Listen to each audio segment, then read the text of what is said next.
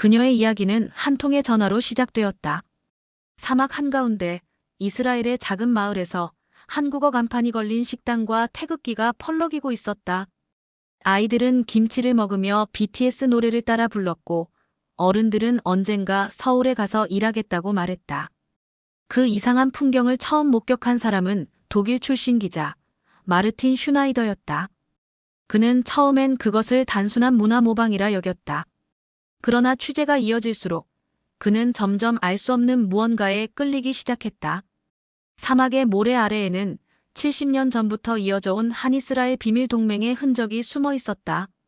그리고 그 중심에는 수학과 신념을 동시에 믿는 한 젊은 여인이 있었다. 그녀의 이름은 리아 레비. 한때 사막의 천재 소녀라 불렸지만 이제는 과학으로 평화를 설계하는 인물이 되어 있었다.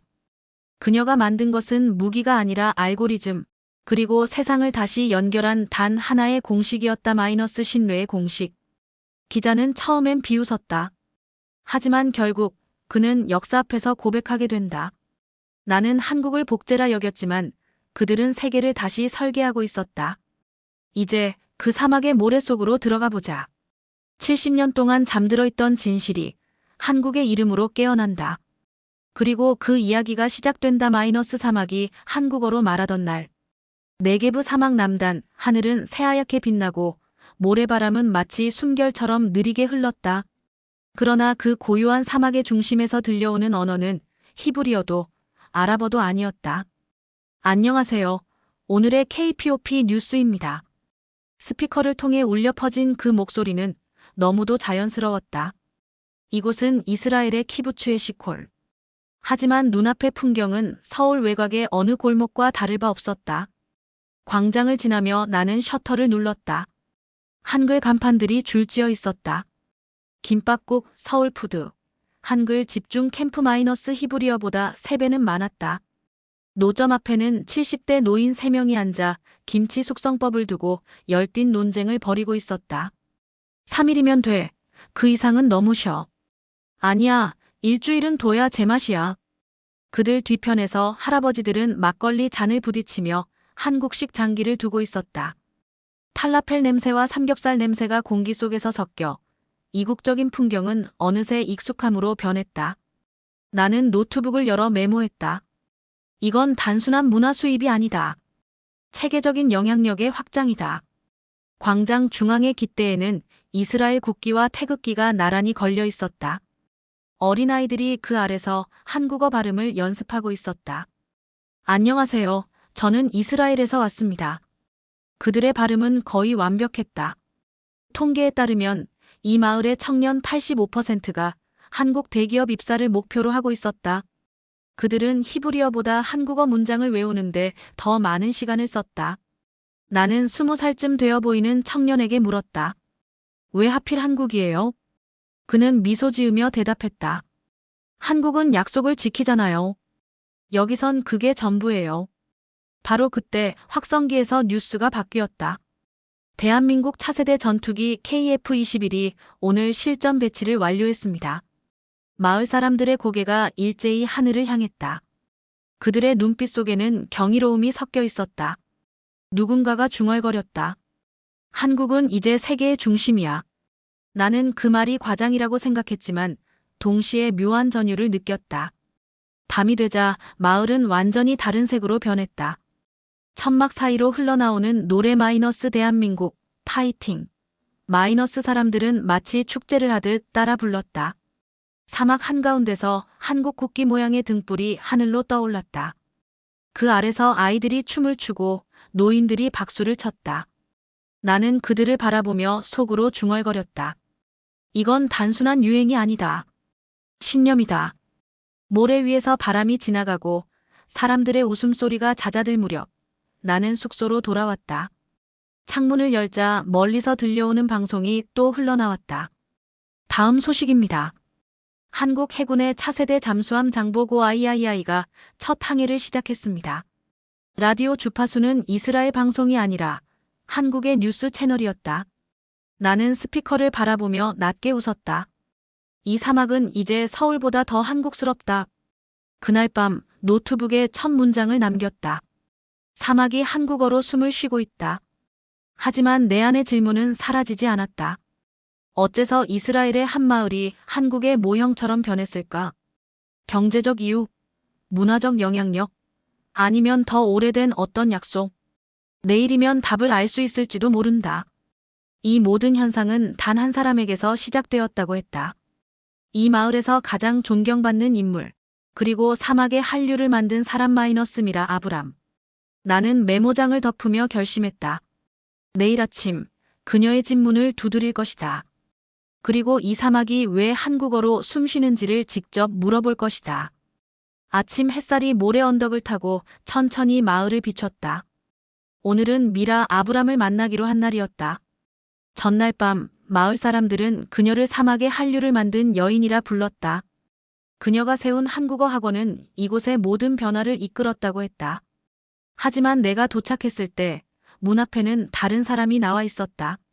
죄송하지만 오늘 어머니는 예루살렘 출장을 가셨어요. 16쯤 되어 보이는 소녀가 문을 살짝 열고 말했다. 그럼 당신이 미라 씨의 딸인가요? 네, 제 이름은 리아예요. 그녀의 목소리는 조심스러웠지만 눈빛에는 낯선 강단이 있었다. 나는 초대를 받아 거실로 들어섰다.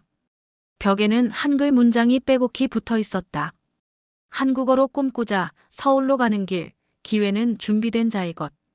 그리고 식탁 한가운데에는 김치 냄비가 김을 내고 있었다. 매일 이렇게 한국식 식사를 하세요? 리아는 웃으며 대답했다. 네, 엄마가 늘 말해요. 한국처럼 살아야 한국에 갈 수 있다고요. 그녀는 잠시 멈추더니 낮은 목소리로 덧붙였다. 하지만 전 한국어보다 숫자가 더 좋아요. 그 말에 나는 고개를 들었다. 숫자요? 리아는 조용히 내 앞에 수학 노트를 내밀었다. 그 안에는 복잡한 미적 분식과 미분 방정식이 가득했다. 이건 고등학교 과정이 아니네요. 맞아요. 대학 수준이에요. 저는 혼자 공부해요. 아무도 몰라요. 왜요? 이런 재능이면 어디서든 인정받을 텐데.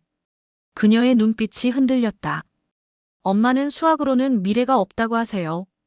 한국어만이 살 길이라고요. 바로 그때 현관문이 열렸다. 단호한 발소리와 함께 중년 여성이 들어왔다. 그녀가 바로 미라 아브람이었다. 기자님이시죠? 독일에서 오셨다고 들었어요.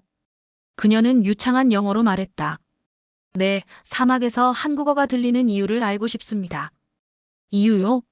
간단해요. 한국은 지금 세상의 중심이에요.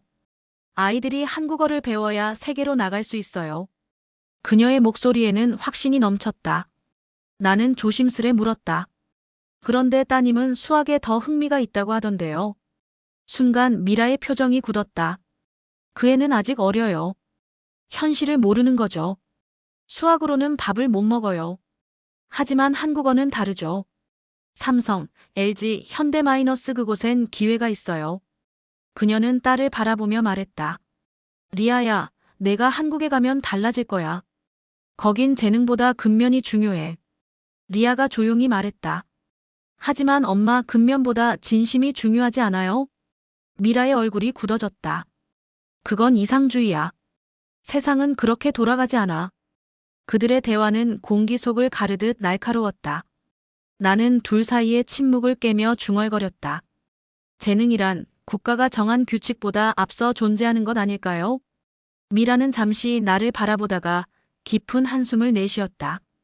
기자님, 전 전쟁 세대의 딸이에요. 제 아버지는 625 전쟁 때 한국에 파병된 군인이었죠. 그는 늘 말했어요. 한국은 노력하는 나라다. 그들과 함께해야 살아남는다. 저는 그 말을 믿어요. 그래서 이 마을을 이렇게 만든 거예요.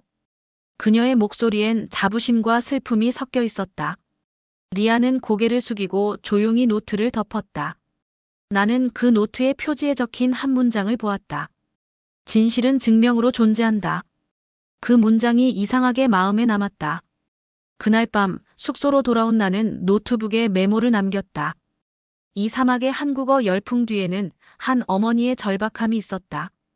그러나 그 절박함 속에서 한 소녀의 재능이 묻혀가고 있었다. 나는 창문을 열었다. 멀리서 들려오는 학원의 확성기 소리 마이너스. 오늘의 표현 믿음으로 도전하라. 그리고 그 목소리 아래 어둠 속에서 수학 노트를 펼친 한 소녀의 불빛이 깜빡였다. 그 순간 나는 깨달았다. 이 마을의 진짜 이야기는 언어의 전쟁이 아니라 재능의 침묵이었다. 이틀 뒤 아침 마을 전체가 이상하게 술렁였다. 확성기에서는 평소처럼 KPOP 아닌 낮은 남성의 목소리가 흘러나왔다. 오늘 오후 한국에서 온 특별한 손님이 마을을 방문합니다. 모든 주민은 커뮤니티 홀에 모여주세요. 주민들은 분주하게 움직였다. 마치 대통령이라도 오는 듯한 분위기였다. 나는 카메라를 들고 그 대열에 섞였다. 커뮤니티 홀 앞에는 태극기와 이스라엘 국기가 나란히 걸려 있었다. 중앙 무대에는 정장을 입은 남자가 서 있었다. 그는 40대 초반쯤 되어 보였고 단정한 머리와 절제된 미소를 가지고 있었다. 안녕하십니까? 그의 첫마디에 마을이 정지한 듯 조용해졌다. 저는 서울에서 온 장민석입니다. 한국의 한빛방산테크 글로벌 협력팀을 맡고 있습니다. 한빛방산테크 마이너스 그 이름을 듣자 몇몇 주민이 흥분한 눈빛을 주고받았다. 그 회사는 최근 KF-21 전투기의 일부 부품을 이스라엘 연구소와 공동 개발한 것으로 알려져 있었다. 오늘 이 자리는 단순한 방문이 아닙니다. 장민석의 목소리는 낮고 단단했다. 한국과 이스라엘은 기술로 연결되어 있습니다. 우리는 서로에게 필요한 존재입니다. 그의 시선이 객석을 스쳐 지나가다 리아에게 멈췄다. 그 중에서도 미래를 바꿀 인재가 이곳에 있다고 들었습니다. 주민들이 웅성거렸다. 리아는 놀라서 고개를 들었다. 그게 바로 이 소녀입니다. 그가 손가락으로 리아를 가리켰다. 순간 모두의 시선이 리아에게 쏠렸다. 저요? 리아의 목소리는 떨렸지만 눈빛은 단단했다. 장민석은 미소를 지었다. 한국의 대학과 기업들은 지금 수학적 사고력을 가진 인재를 찾고 있습니다. 언어보다 논리가 중요하죠. 당신의 성적과 문제풀이 기록을 봤습니다. 놀라웠습니다. 나는 숨을 삼켰다. 그가 어떻게 리아의 정보를 알고 있지? 분명 어제까지만 해도 리아의 재능은 가족 외엔 아무도 몰랐다. 장민석이 말을 이었다. 우리는 이스라엘에 새로운 연구 거점을 세울 예정입니다. 그곳에서 한국과 이스라엘의 젊은 인재들이 함께 일하게 될 겁니다. 그리고 리아, 당신이 그 첫 번째 멤버가 되었으면 합니다. 홀 안이 술렁였다. 미라 아브람은 놀란 표정으로 딸을 바라봤다. 그건 정말인가요? 네. 이미 서울 본사에서 검토 중입니다. 리아의 문제 풀이 방식은 한국의 AI 알고리즘 연구팀에서도 주목했죠. 나는 펜을 멈추고 그를 주시했다. 그의 말은 완벽했고 표정에는 빈틈이 없었다. 그러나 그 눈빛에는 설명할 수 없는 긴장감이 있었다. 한국의 방산 기업이 왜 이 사막 마을의 소녀를 찾는가? 경제적 협력이라기엔 그 안에는 다른 의도가 느껴졌다. 발표가 끝난 뒤 장민석은 나를 발견하고 다가왔다. 기자님, 독일에서 오셨다고 들었습니다. 네. 하지만 이런 곳에서 한국의 방산 인사를 보게 될 줄은 몰랐습니다.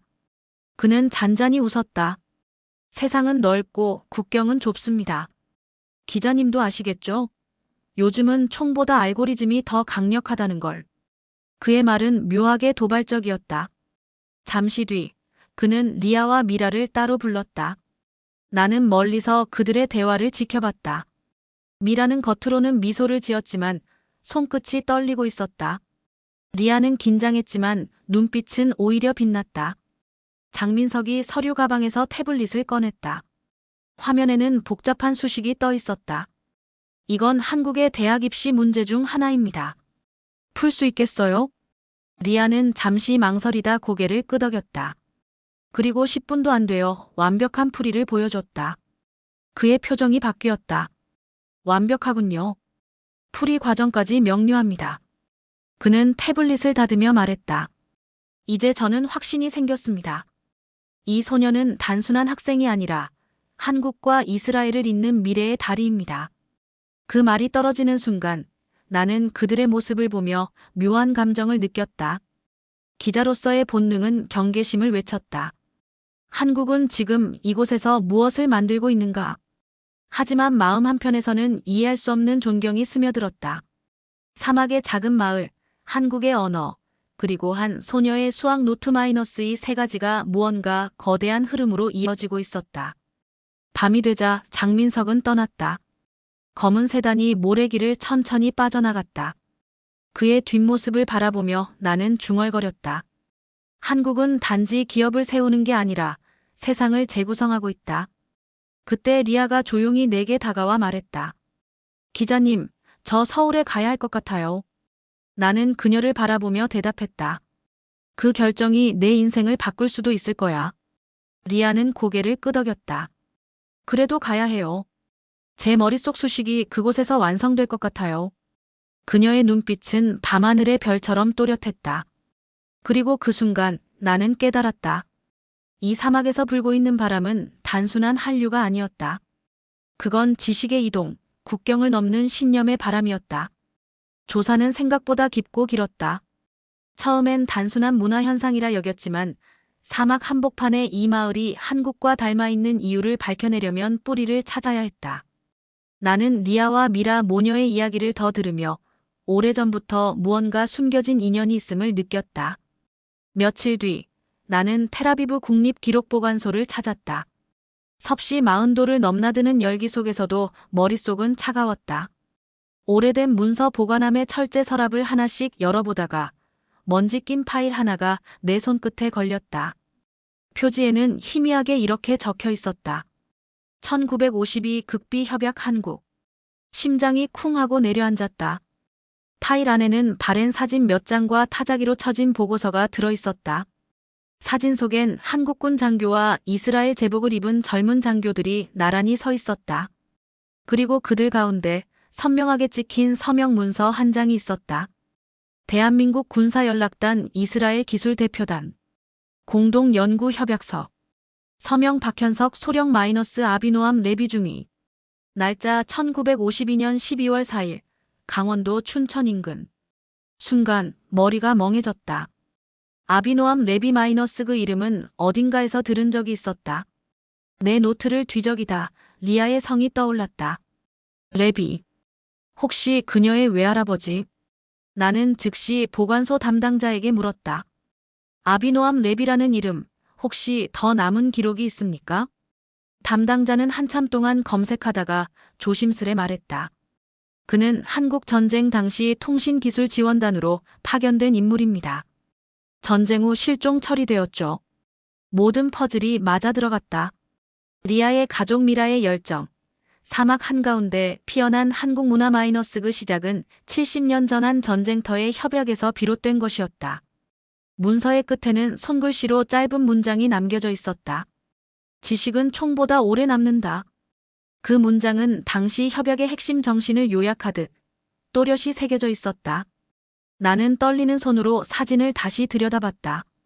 박현석 소령과 아비노암 중위가 서류를 맞잡고 서 있는 장면. 그 사이에서 눈웃음을 짓는 한 소년이 있었다. 사진 설명에는 단 한 줄, 현지 피난민 소년, 통신훈련 보조. 소년은 아직 이름이 없었다. 그러나 어쩐지 이 모든 이야기가 그에게서 시작된 듯했다. 나는 기록을 모두 복사해 들고 곧장 사막의 마을로 돌아왔다. 저녁 무렵 미라의 집 문을 두드렸다. 이걸 보셔야 합니다. 파일을 건네자 그녀의 얼굴이 서서히 굳어갔다. 이건 아버지의 이름이네요. 그녀는 손끝으로 문서의 서명을 따라가며 속삭였다. 아비노암 레비 중위 아버지는 단순한 병사가 아니었어요. 나는 조심스레 물었다. 이 사실을 알고 계셨습니까? 아니요. 어머니도 돌아가실 때 아무 말씀 없으셨어요. 하지만 어릴 적 들은 기억이 있어요. 아버지가 늘 말했죠. 한국은 신념의 나라다. 라고. 그녀의 목소리가 떨렸다. 아버지가 왜 그렇게 말했는지 이제 알 것 같아요. 나는 잠시 침묵했다. 창문 밖으로 붉은 모래바람이 지나갔다. 사막의 노을 아래 이스라엘과 한국의 시간이 겹쳐 보였다. 70년 전 한겨울, 눈 덮인 춘천의 하늘과 지금 이 사막의 하늘이 같은 색으로 물들고 있었다. 그날 밤 나는 기사 초안을 썼다. 1952년 이스라엘의 젊은 장교와 한국군 소령이 맺은 비밀 협약이 있었다. 그 협약은 기술과 신념의 교류였고 그 정신은 70년 후 사막의 마을에서 다시 숨을 쉰다. 노트북을 덮을 때 미라가 조용히 말했다. 그럼 이제 아버지가 남긴 흔적이 다시 시작되는 거네요. 나는 고개를 끄덕였다. 이건 단순한 기록이 아닙니다. 이 두 나라의 첫 번째 약속입니다. 그녀는 잠시 하늘을 올려다보았다. 아버지는 돌아오지 않았지만 그분의 약속은 살아있네요. 그 말 속에는 미묘한 떨림이 있었다. 나는 펜을 내려놓으며 속으로 중얼거렸다. 다음 세대가 이 약속을 발견한다면 그게 진짜 역사의 부활일 것이다. 이제 남은 건 단 하나 마이너스 그가 남긴 흔적, 그리고 그가 봤다는 한국의 소년의 정체였다. 그 진실은 리아의 손에서 밝혀질 것이 분명했다. 그리고 그 순간이 곧 찾아올 것이다. 그날 밤 리아는 어머니가 건네준 낡은 상자를 들고 방으로 들어갔다. 열쇠가 녹슬어 있었고 뚜껑을 여는 순간 먼지가 천천히 흩날렸다. 그 안에는 오래된 군용 일기장 한 권과 갈색 천으로 감싼 작은 봉투가 있었다. 표지에는 희미한 글씨가 보였다. 아비노암 레비중이 한국전선 기록 1952. 손끝이 떨렸다. 그녀는 한 장 또 한 장 천천히 넘겼다. 잉크는 발에 있었지만 글씨는 여전히 힘이 있었다. 1952년 12월 3일. 춘천의 공기는 얼음 같았다. 나는 한국군 연락장교 박현석 소령과 첫 회의를 가졌다. 그는 내게 묘한 말을 했다. 전쟁이 끝나도 기술은 남습니다. 기술은 곧 신념의 언어입니다. 그 말이 이상하게 마음에 남았다. 리아는 그 문장을 소리내어 읽었다. 기술은 신념의 언어다. 그녀의 눈빛이 어두운 불빛 속에서 반짝였다. 페이지를 넘기자 새로운 기록이 나왔다. 12월 6일. 오늘 한 아이를 만났다. 포탄이 떨어진 마을, 눈이 쌓인 폐허 속에서 그는 나무 조각 위에 분필로 수학식을 적고 있었다. 왜 공부하니? 물었더니 소녀는 미소 지으며 말했다. 전쟁은 언젠가 끝나지만 배움은 끝나지 않아요. 리아는 숨을 삼켰다. 일기 속에 그 소년이 마치 살아 움직이는 듯했다. 할아버지는 계속 적고 있었다. 나는 놀랐다. 그 아이는 계산을 멈추지 않았다. 무너진 집의 벽면에 수학기호를 새기며 이건 평화의 공식이에요라고 말했다. 그 순간 나는 전쟁 중에도 인간이 믿음을 잃지 않을 수 있음을 보았다. 그녀는 그 문장을 천천히 되뇌었다. 평화의 공식. 손끝이 떨렸다. 마치 그 아이의 수식이 지금 자신의 삶을 향해 흘러오는 것 같았다. 12월 14일. 오늘 밤 나는 결심했다. 이 아이의 눈빛은 신념이었다. 나는 그와의 만남을 잊지 않기 위해 한 문장을 남긴다. 과학이 신념을 만나면 두 민족은 다시 만날 것이다. 그 문장을 읽는 순간 리아는 울었다. 눈물이 종이 위로 떨어져 잉크를 번지게 했다. 할아버지, 이게 그 약속이었군요. 그녀는 봉투를 조심스레 열었다. 안에는 군용 사진 한 장과 작은 금속 조각이 들어있었다. 사진에는 아비노암 중위, 박현석 소령, 그리고 어린 한국 소년이 함께 서 있었다.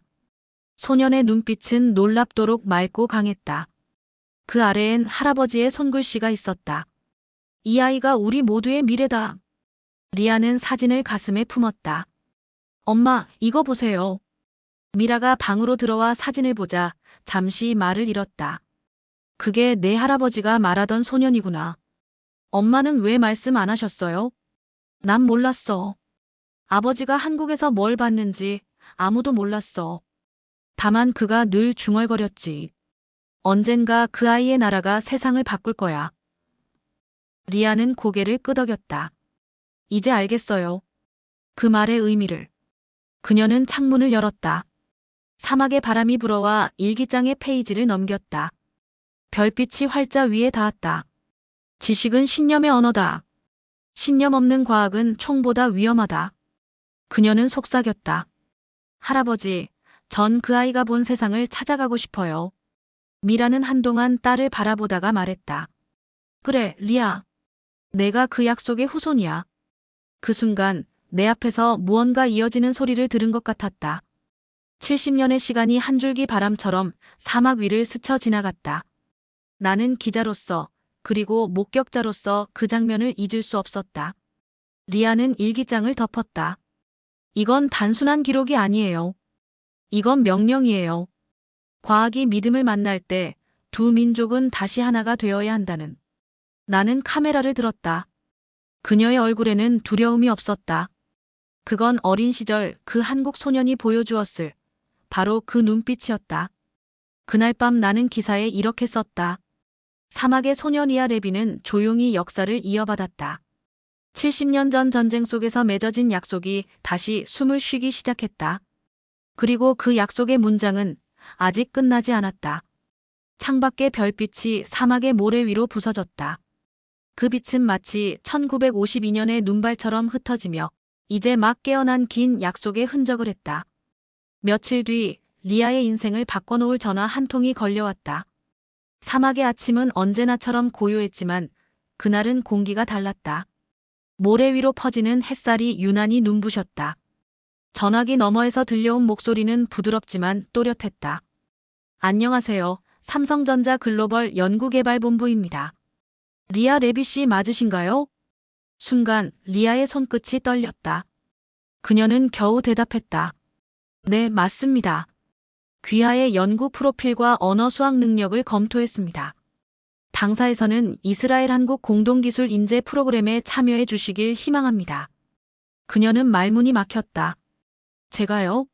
정말 제가요? 예, 귀하의 경력과 잠재력은 매우 인상적입니다. 특히 신념의 방정식이라 불리는 수식 보고서를 인상 깊게 봤습니다. 서울 본사에서 인터뷰를 진행하고 싶습니다. 전화가 끊기자 방 안은 한동안 조용했다. 그녀는 천천히 창문을 바라봤다. 사막 바람이 커튼을 밀어올리고 모래빛이 눈부시게 흩어졌다. 그녀는 속삭였다. 할아버지, 드디어 한국이 저를 부르고 있어요. 그 소식을 들은 미라는 아무 말 없이 딸을 꼭 안았다. 리아, 내가 그 약속을 이어가야 해.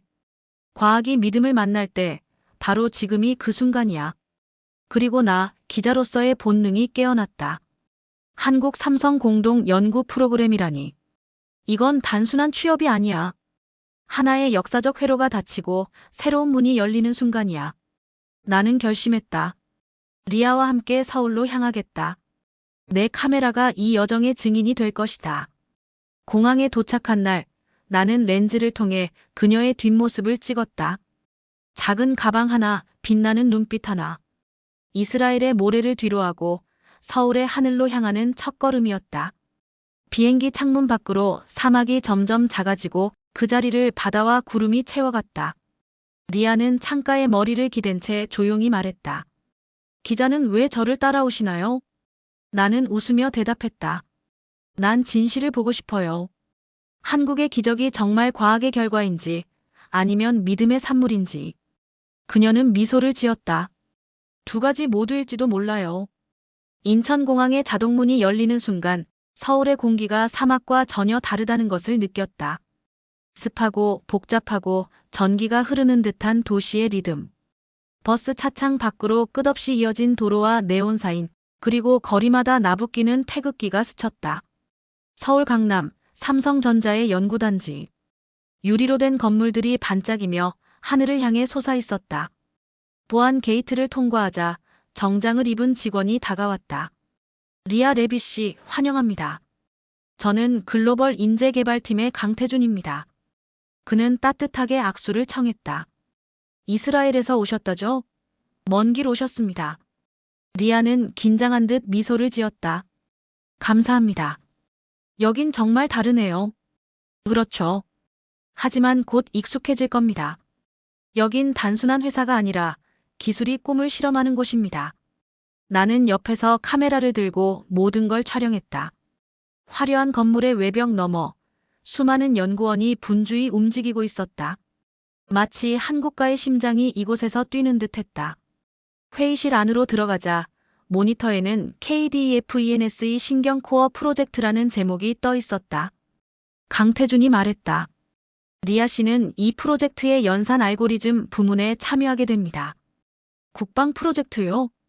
정확히는 민군 융합 연구입니다. AI 기반 방어 시스템 마이너스 한국의 새로운 기술 패러다임이죠. 그 말에 나는 숨이 막혔다. AI 방어 체계라 결국 이것이 한국이 세계를 놀라게 한 이유인가? 리아는 진지하게 물었다. 왜 저를 선택하신 거예요? 강태준은 미소를 지었다. 당신의 공식 때문이죠.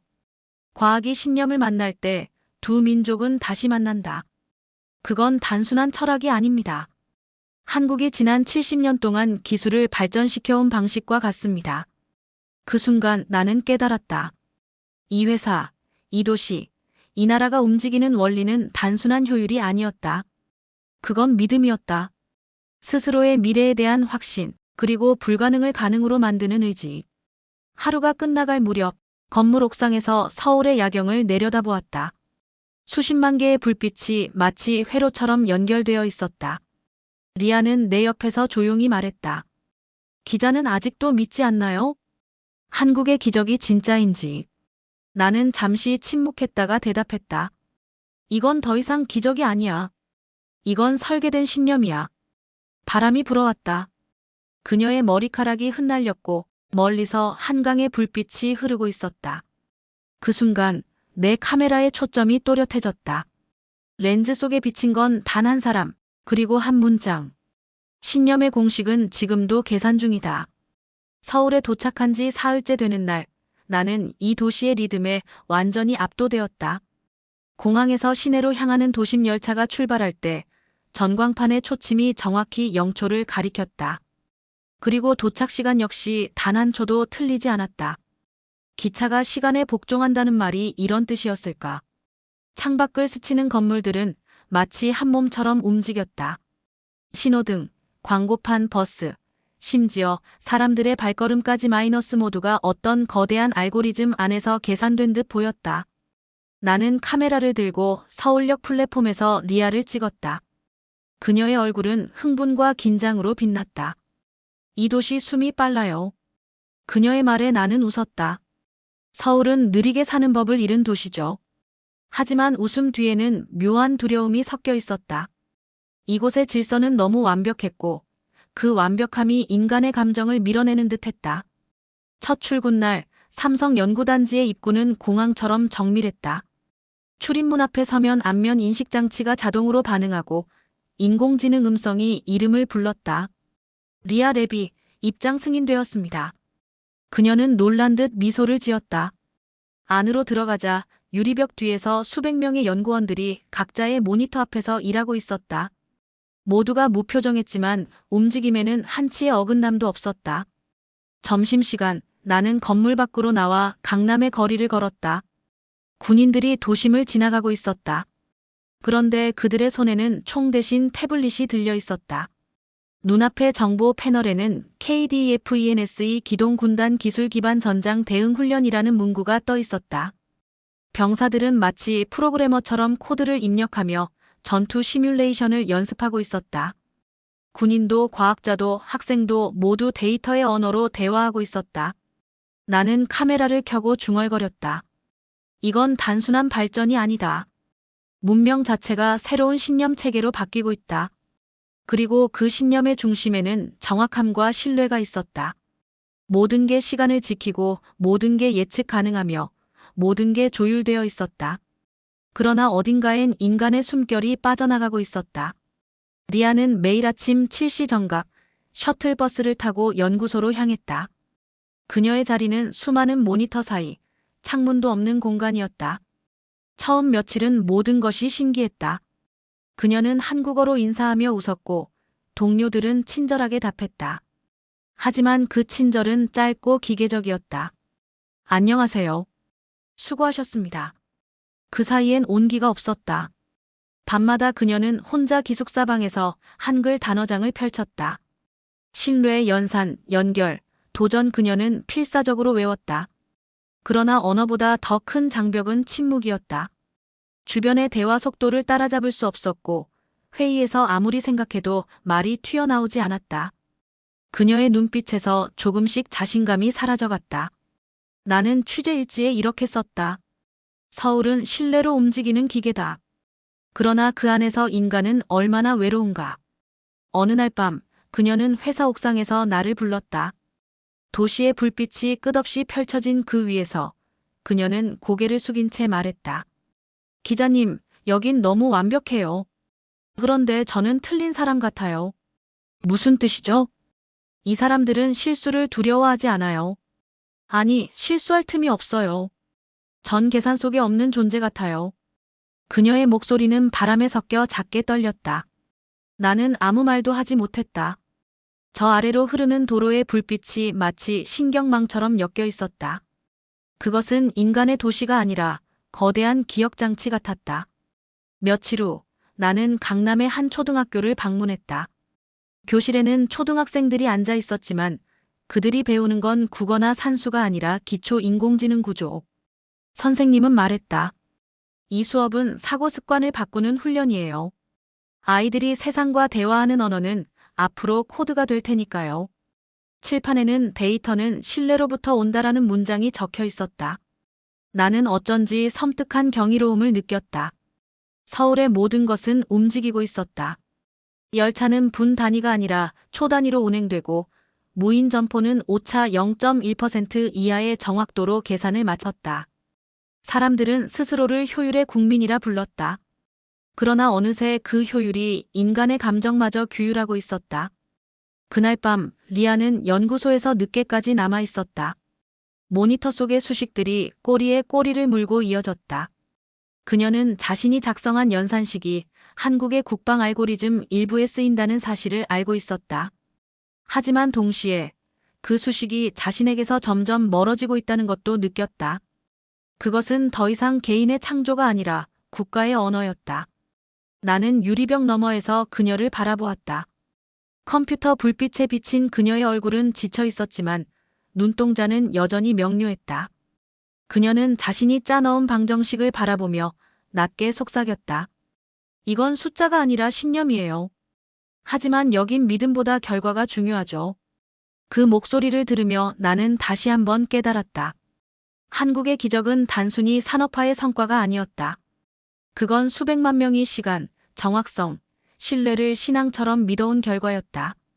그러나 그 믿음은 때때로 너무 완벽했다. 완벽해서 인간이 설 자리를 좁혀버릴 만큼. 그날 밤 서울의 불빛이 꺼지지 않은 채 새벽을 넘겼다. 열차는 여전히 초 단위로 달리고 학교의 불빛은 어린 학생들의 모니터에 반사되었다. 그 속에서 리아의 작은 그림자가 흔들렸다. 그녀는 여전히 노력하고 있었지만 그 노력의 끝에 무엇이 기다리고 있는지 마이너스 아무도 알지 못했다. 나는 일기장의 마지막 한 줄을 썼다. 서울은 믿음을 증명하는 도시다. 하지만 그 믿음이 인간의 마음을 소모시키는 순간 기적은 전설로 변한다. 겨울의 서울은 이상할 만큼 조용했다.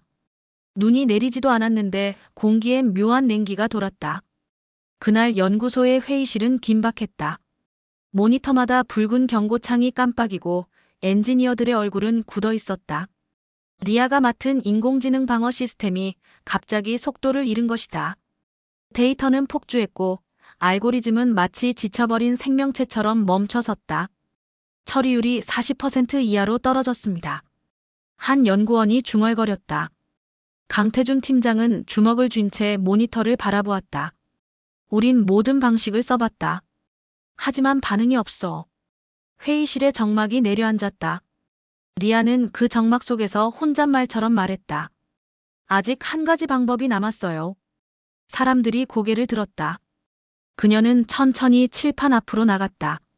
하얀 분필을 들고 손끝으로 공식을 그리기 시작했다. 정확도가 아니라 신뢰를 변수로 두는 모델이에요. 사람들이 웅성거렸다. 리아의 목소리는 작았지만 또렷했다. 전쟁 상황에선 데이터가 완벽하지 않아요. 모든 오류를 제거할 수 없을 때 우리가 믿을 수 있는 건 함께 일하는 사람의 판단이에요. 그녀는 식탁 위의 수많은 숫자들을 바라보며 덧붙였다. 그 판단을 수학으로 옮길 수 있다면 기계가 인간의 신뢰를 배울 수 있어요. 칠판 위엔 새로운 방정식이 완성됐다. TX-P-P야. 여기서 P는 정확도가 아니라 인간이 부여한 신뢰값이다. 신뢰를 변수로 강태준이 되물었다. 리아는 고개를 끄덕였다. 네. 오류가 아니라 믿음을 계산하는 알고리즘이에요. 그녀의 말이 끝나자 방 안은 잠시 정적에 잠겼다. 누군가가 낮게 웃었다. 그게 과학입니까? 철학입니까? 리아는 대답하지 않았다. 다만 조용히 분필을 내려놓았다. 밤이 찾아왔다.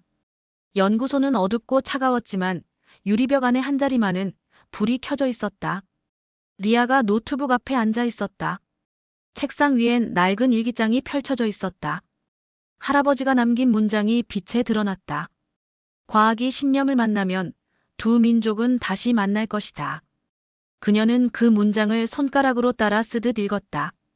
할아버지, 이건 믿음의 계산이에요. 그녀는 눈을 감았다가 다시 떴다. 손끝이 키보드를 덮었다. 코드가 새로 입력되고 시스템이 작동을 시작했다. 처음엔 아무 변화도 없었다. 모니터의 그래프는 여전히 흔들리지 않았다. 그러다 미세한 움직임이 생겼다. 초당 연산 속도가 조금씩 상승했다. 20%, 30%, 45% 그리고 60%. 수치가 멈췄다. 안정적인 곡선이 형성되었다. 됐다. 그녀가 숨을 내쉬었다. 방 안의 공기가 바뀌었다. 기계의 펜이 부드럽게 돌아갔고 붉은 경고등은 사라졌다. 그녀는 의자에 등을 기대고 눈을 감았다. 나는 유리벽 밖에서 그 모습을 지켜보고 있었다. 카메라를 들었지만 셔터를 누르지 못했다. 그 순간은 기록이 아니라 기억으로 남아야 한다고 느꼈기 때문이다. 그녀의 손끝은 떨렸지만 표정은 평온했다. 나는 속으로 중얼거렸다. 이건 단순한 기술이 아니다. 한국이 가진 힘은 신뢰를 수학으로 바꿀 수 있다고 믿는 능력이다. 새벽이 가까워졌다. 도시는 여전히 빛나고 있었다. 나는 연구소 밖으로 걸어나와 차가운 공기를 들이마셨다. 지하철의 소리가 멀리서 들려왔다. 그 정확한 리듬 속에 또 다른 박동이 느껴졌다. 그건 이 도시가 움직이는 방식이었다. 마이너스. 기계의 속도와 인간의 신뢰가 하나로 맞물려 돌아가는 소리. 그리고 나는 확신했다. 이날 이후로 세상은 한국을 기술의 나라로만 보지 못할 것이다. 그들은 아직 모른다. 한국의 진짜 엔진은 실리콘이 아니라 사람들의 믿음이라는 걸. 며칠 뒤 대한민국 국방부 본청 앞에는 수십 대의 중계 차량이 도열해 있었다. 비밀리에 진행되던 AI 방어 시스템 실험이 마침내 공식 시험 단계로 들어간 것이다. 나는 언론 자격으로 초청받았고 리아는 그날의 주인공이었다. 그녀가 만든 신뢰 알고리즘이 실제 전장 환경 시뮬레이션에 투입되는 첫 순간이었다. 테스트 현장은 포천의 한 공군 기지였다. 영하의 찬바람이 몰아쳤지만 연구원들의 눈빛은 뜨거웠다. 지휘 통제실 벽면엔 거대한 전자지도가 펼쳐지고 인공지능 분석 시스템이 실시간으로 데이터를 받아 처리하고 있었다. 이른 새벽 장교가 외쳤다. 모의 공격 시뮬레이션 시작합니다. 타이머 3, 2, 1마이너스 시작. 적군 역할의 드론들이 동시에 40대 떠올랐다.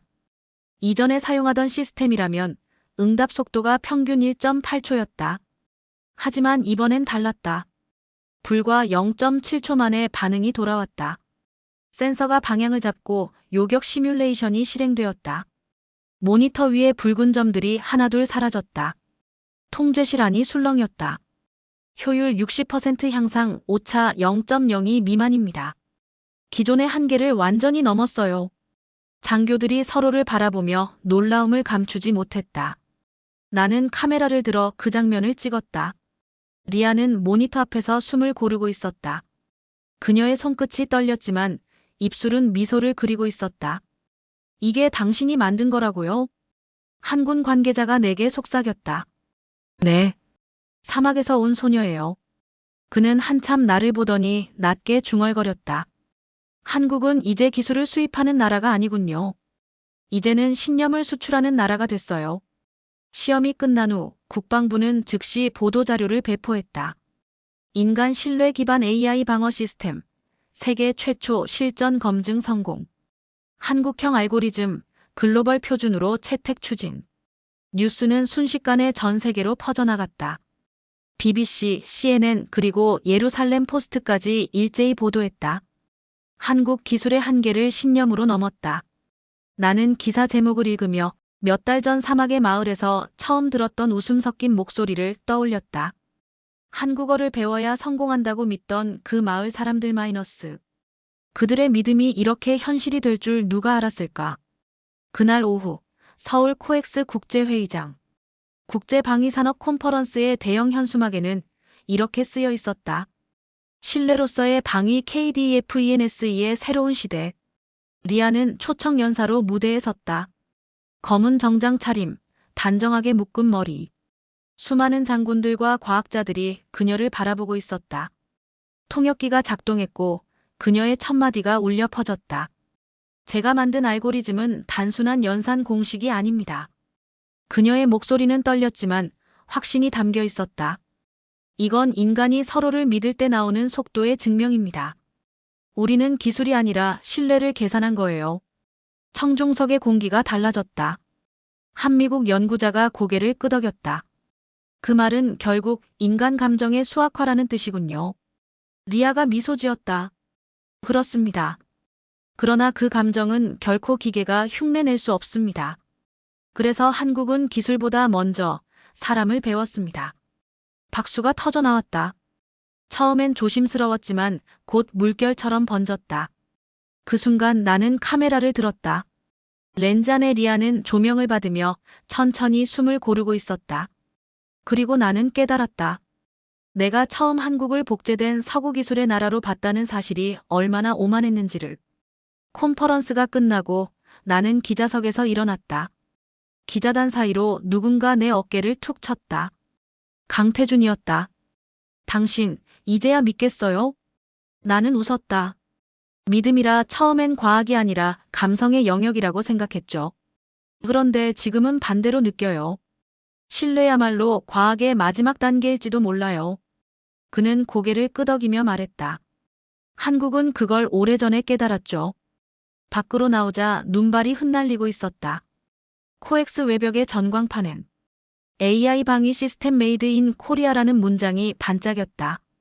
길을 건너며 나는 녹음기를 꺼내 짧게 말했다. 오늘 나는 인정한다. 세상은 지금껏 한국을 잘못 이해해왔다.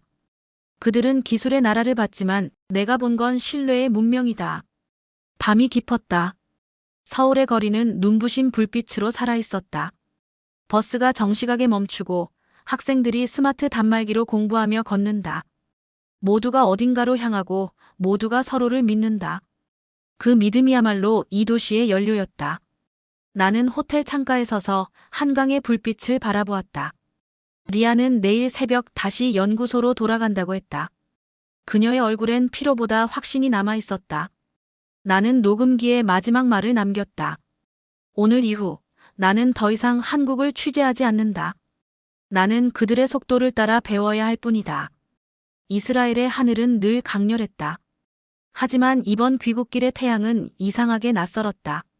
나는 취재 장비를 들고 리아와 함께 네게브 사막으로 향했다. 그녀는 고향으로 돌아온 것이었고 나는 한국의 기적이 시작된 그곳의 흔적을 찾아 나선 셈이었다. 도착한 곳은 오래된 키부츠의 폐허였다. 모래가 절반쯤 삼켜버린 콘크리트 구조물, 문짝이 떨어져 나간 벙커의 입구, 그리고 녹슨 표지판 한 개 마이너스. 히브리어와 함께 낯익은 글자가 희미하게 남아 있었다.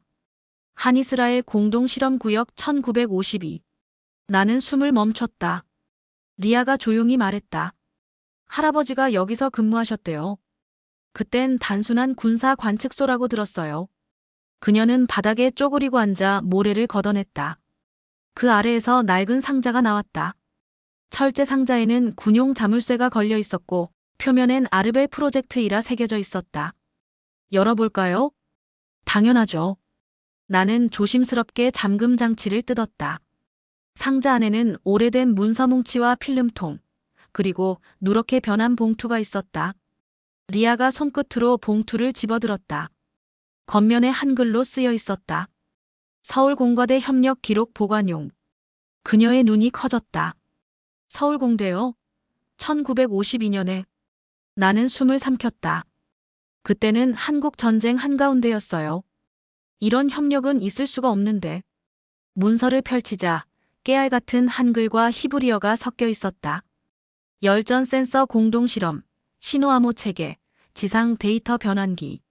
모두 현대방위 기술의 원형 같았다. 페이지 한쪽엔 낯익은 도장이 찍혀 있었다. 대한민국 과학기술처 비밀협약 1952년 11월. 순간 바람이 불어 모래가 일었다. 문서의 모서리가 흔들리며 낡은 사진 한 장이 떨어졌다. 그 속엔 젊은 병사 2명이 서 있었다. 한 명은 이스라엘 장교 복장을 입었고 다른 한 명은 초라한 한국 군복 차림이었다. 두 사람의 손이 단단히 맞잡혀 있었다. 그 뒤에는 흑백 글씨로 이렇게 쓰여 있었다. 신뢰는 다리이다. 1952년 춘천.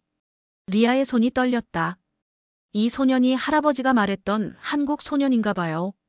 나는 사진을 들어 햇빛에 비춰봤다. 모래 속에서도 흑백 속에서도 그 미소는 분명했다. 전쟁 중에도 누군가를 믿을 수 있던 얼굴이었다. 우리는 그날 밤 늦게까지 자료를 정리했다. 문서 중엔 한이스라엘 과학교류위원회 초안이라는 것도 있었다. 내용은 충격적이었다. 이번 협약은 양국 간 방위 및 기술 협력을 기반으로 장기적 공동 연구 및 정보 교류를 추진한다. 단 공개 시점은 70년 이후로 한다. 리아가 낮게 웃었다. 70년 이후라면 바로 지금이네요. 나는 노트북을 켜고 촬영한 자료를 정리했다. 이건 단순한 역사 발굴이 아니에요. 한국과 이스라엘의 기술 동맹이 이미 1950년대에 존재했다는 증거예요. 그녀는 고개를 끄덕였다. 그리고 그 씨앗이 지금의 신뢰 알고리즘으로 자란 거겠죠. 그때 먼 곳에서 트럭 엔진 소리가 들려왔다. 군 관계자들이 왔다. 우리가 발견한 자료의 존재를 이미 보고받은 듯했다. 이 지역은 출입 제한 구역입니다. 그들이 말했다. 나는 기자 신분증을 내밀며 답했다.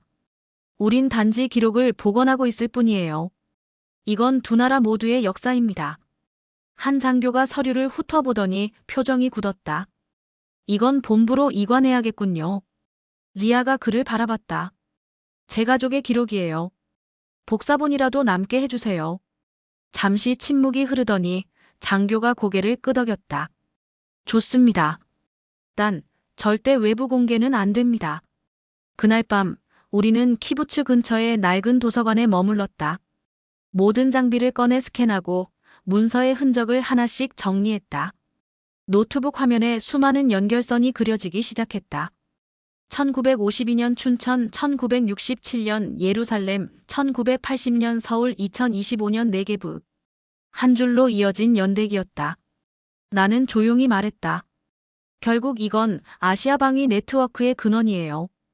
그 시작점이 바로 당신의 할아버지였군요. 리아는 눈을 감았다. 할아버지는 늘 말했어요. 진짜 방어는 총이 아니라 서로의 신념을 이해하는 거라고. 새벽이 다가올 무렵 나는 노트북을 닫았다.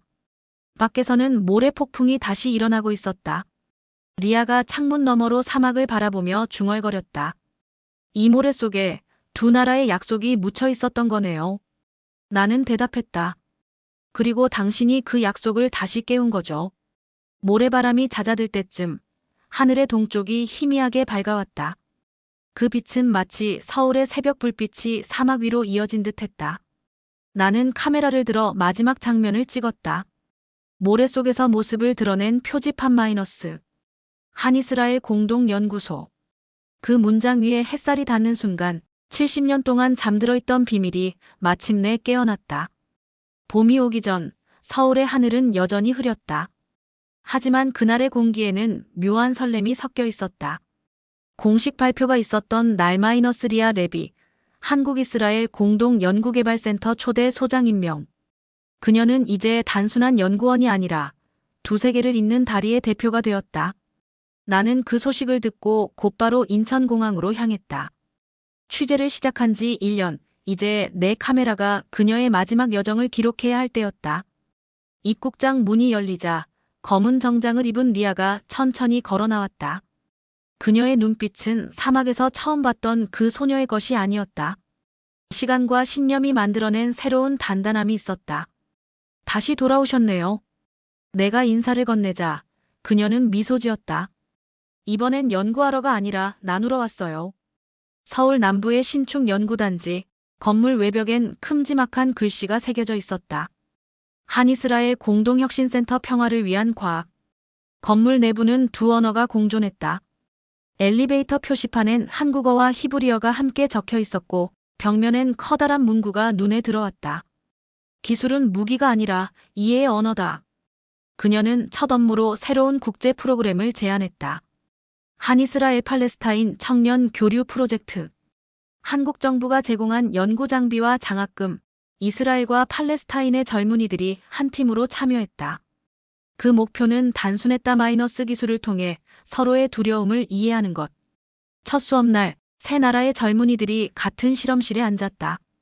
한쪽에선 히브리어가, 다른 한쪽에선 아랍어가, 그리고 그 사이에서 한국어가 다리를 놓았다. 여기선 영어보다 코드가 중요해요. 리아는 웃으며 말했다. 프로그래밍 언어는 어느 쪽도 편들지 않거든요. 학생들이 웃었다. 누군가 조용히 말했다. 우린 늘적으로 자랐어요. 하지만 오늘은 동료로 시작하네요. 그 말에 리아는 잠시 말을 잃었다가 고개를 끄덕였다. 맞아요. 진짜 방어란 상대를 공격하지 않을 용기에서 시작돼요. 나는 하루 종일 촬영을 했다. 이 실험실에서 탄생하는 대화와 웃음, 그리고 서로 다른 언어들이 뒤섞여 만들어내는 리듬. 그건 마치 새로운 문명의 첫 심장박동 같았다. 저녁 무렵 옥상에서 리아를 만났다. 서울의 불빛이 멀리서 반짝였다. 그녀는 손에 따뜻한 커피를 들고 있었다. 기자님, 기억나요? 처음 서울에 왔을 때 저는 너무 빠른 세상이 무서웠어요. 이젠 그 속도를 이끌고 있잖아요. 그녀는 웃었다. 아니요. 전 단지 방향만 바꿨어요. 속도는 여전히 한국의 것이죠. 하지만 이제 그 속도는 사람을 향해 가요. 그녀의 말은 조용했지만 강했다. 나는 카메라를 내려놓고 물었다. 지금 당신에게 기술이란 뭐예요? 리아는 잠시 생각하다가 말했다. 과거엔 계산이었어요. 지금은 대화예요. 사람과 사람 사이를 이어주는 언어. 며칠 뒤 첫 국제 세미나가 열렸다. 무대 위엔 세 나라의 깃발이 나란히 걸려 있었다. 리아가 단상에 올랐다. 그녀의 발표 제목은 공존을 위한 알고리즘이었다. 저는 과학자로서 오랫동안 숫자와 싸워왔습니다. 하지만 어느 순간 깨달았어요. 숫자는 우리를 나누는 게 아니라 이해하게 만드는 도구라는 걸요. 이제 과학은 국경을 지키는 것이 아니라 마음을 연결하는 다리가 되어야 합니다. 청중석에 있던 한 팔레스타인 학생이 눈시울을 훔쳤다. 그 옆에 이스라엘 청년도 고개를 숙였다. 그리고 박수가 터져 나왔다. 그 순간 나는 렌즈를 통해 본 세상이 달라 보였다. 화약 냄새 대신 따뜻한 조명의 불빛, 불신 대신 코드와 웃음.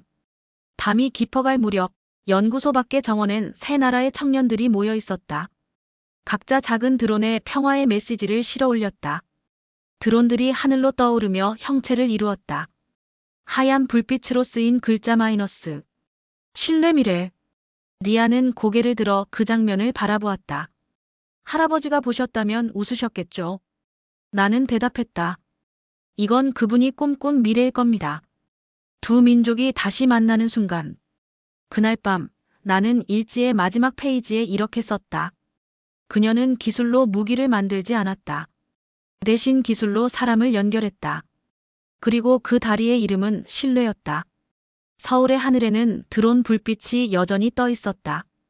그 빛은 사막의 별빛처럼 조용히 반짝였다.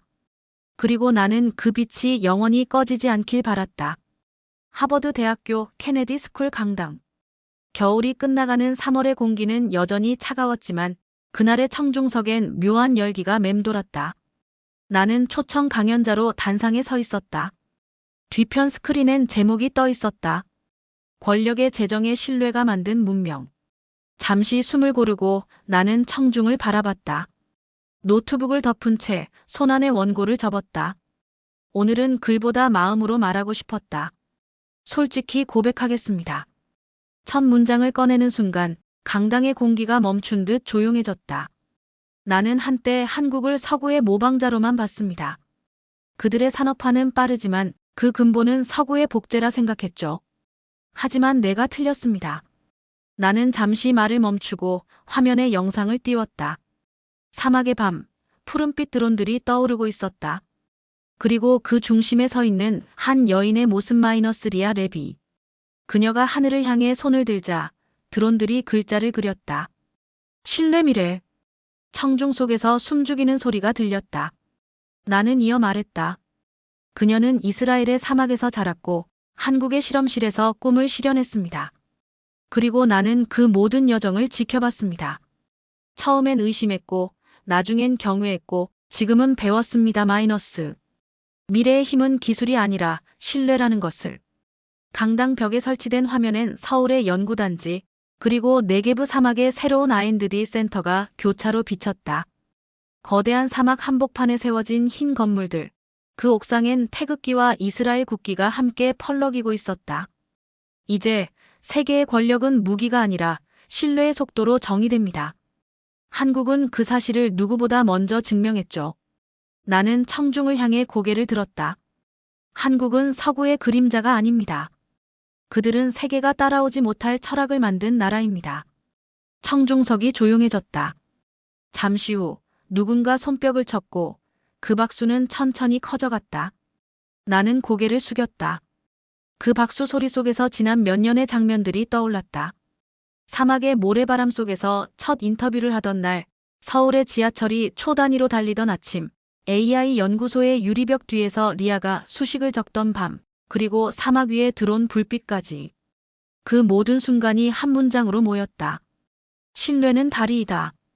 강연이 끝난 뒤 나는 조용히 무대를 내려왔다.